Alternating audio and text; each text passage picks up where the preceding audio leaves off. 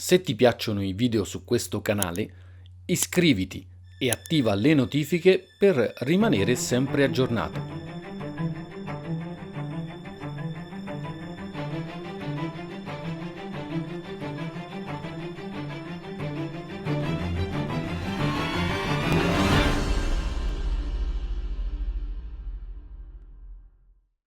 Negli anni 30 l'Alfa Romeo non produceva solo auto sportive, ma i cuori pulsanti di aerei militari. La R125, introdotto nel 1936, fu il primo di una serie di motori sviluppati da progetti originali della britannica Bristol Engine Company, dei quali l'azienda milanese aveva acquistato le licenze di produzione del Jupiter e del Pegasus. La R125 riproponeva le linee generali del Pegasus, tuttavia con l'esperienza maturata dal Jupiter venne perfezionato e reingegnerizzato, adattandolo alle specifiche esigenze italiane, ma soprattutto ai materiali di costruzione. L'evoluzione di questo propulsore dette vita in seguito al più famoso AR126.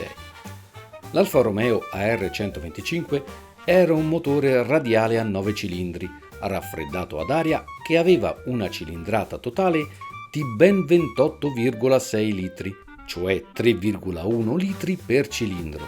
L'alesaggio era di 146 mm e la corsa era di 190 mm, per un peso totale senza mozzo dell'elica e collettore di scarico di 475 kg. La R125 aveva un diametro di 1,40 metri ed una lunghezza di 1,3. La potenza massima erogata al decollo era di 680 cavalli a 2090 giri al minuto.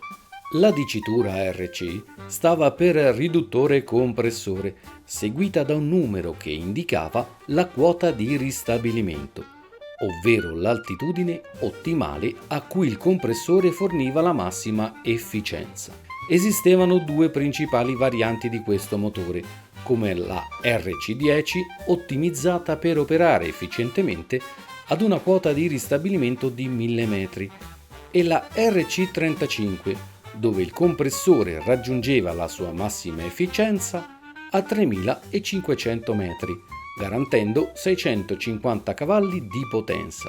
Il consumo orario di benzina a piena potenza variava tra circa 330 e 380 litri l'ora. Ma andiamo ad analizzare i vari componenti del motore. Vi erano l'incastellatura e il tamburo di sostegno, realizzati in lega leggera.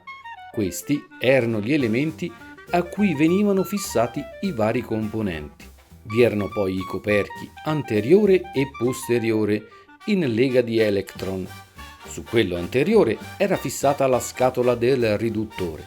Su quello posteriore invece era fissata la scatola del compressore.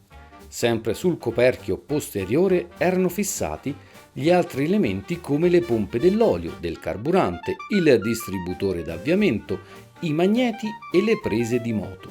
Una volta che l'incastellatura e il tamburo venivano uniti, venivano posizionati i cilindri.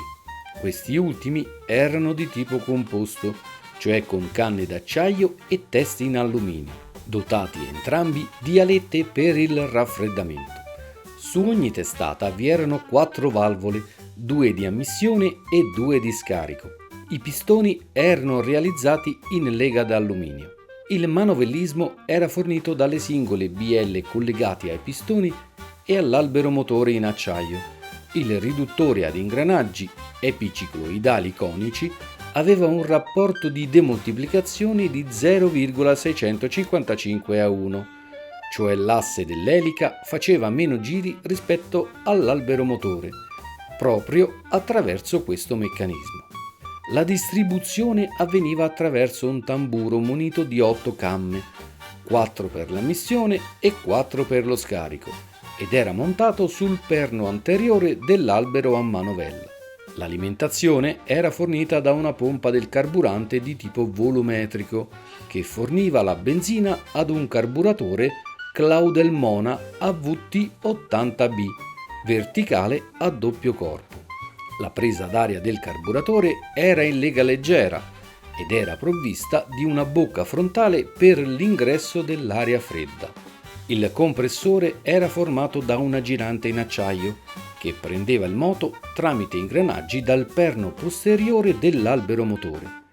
L'accensione era data da due magneti Marelli MF9 che giravano a 9 ottavi della velocità del motore ed erano calettati all'alberello conduttore dei comandi posteriori.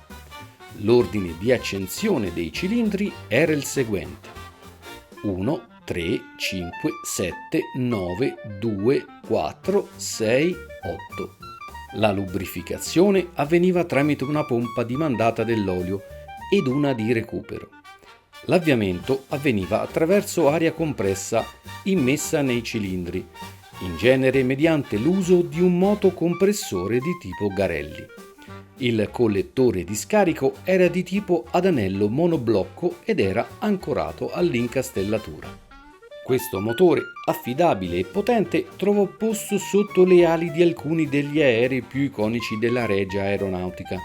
Fu montato sul bombardiere Savoia Marchetti SM-81 Pipistrello, sul velivolo da appoggio tattico Breda BA-64 e sul prototipo del famoso bombardiere Savoia Marchetti SM-79 Sparviero.